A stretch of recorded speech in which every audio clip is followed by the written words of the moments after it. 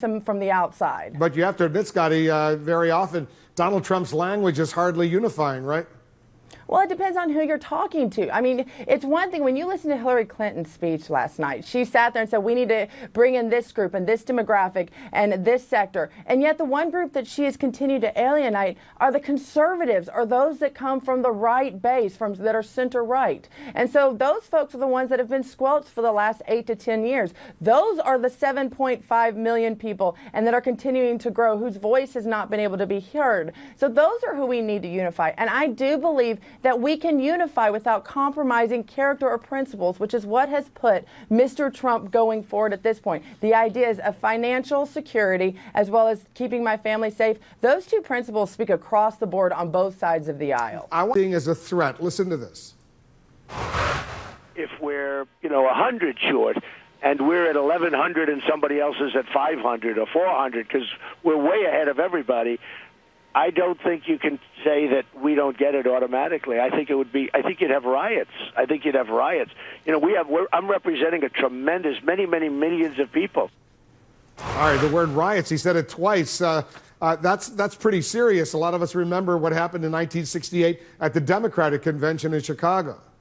Wolf, I'm very proud. My grandfather was one of the organizers of the 1968 Democratic Convention, and one of those folks, and I guarantee right now if he was still alive, I think he'd be very proud of my involvement with Mr. Trump. But this, you have to understand the motivation of the riot here. It's not because people aren't getting their voices heard. It's because the people's voice would be ignored in this case. The majority, the plurality, the majority of the population have voted for Mr. Trump. And the obvious moves that will be made by the establishment Republican Party to keep him from this nomination, that right there would cause anger, and that would be an obvious backhand to all of the people who have been paying attention and who have been engaged in this political process. So, riots aren't necessarily a bad thing if it means it's because it's sitting there and fighting the fact that our establishment Republican Party has gone corrupt and decided to ignore the voice of the people and ignore the process. Scottie, you really don't want riots to emerge at the Republican convention in Chicago where people could be injured, people could be hurt, they could be maimed. You don't want riots.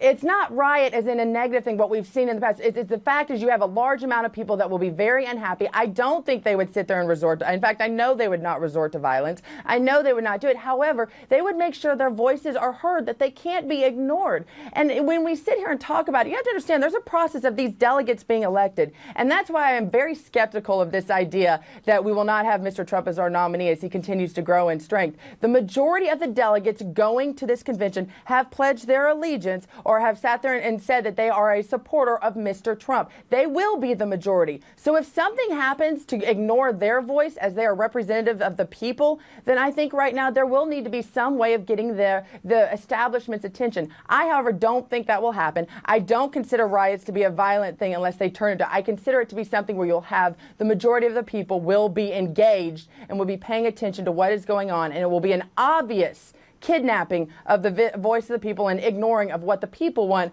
over what the minority of the establishment wishes Scottie, we're back with Donald Trump supporter Scottie Hughes of the USA Radio Networks. We've cleaned up that satellite problem we had, Scottie. I just want to make sure that our viewers understand fully where you're coming from. When you said riots, I think you said riots are not necessarily a bad thing. You didn't really mean that, right? And let me clarify, thank you for the clarification, Wolf, because I'll be the first to apologize. There are two definitions of riots. On one side, it is, yes, it does mean something to disturb the peace in a violent way. But the other definition, technical definition, is an impressively large or varied display of something.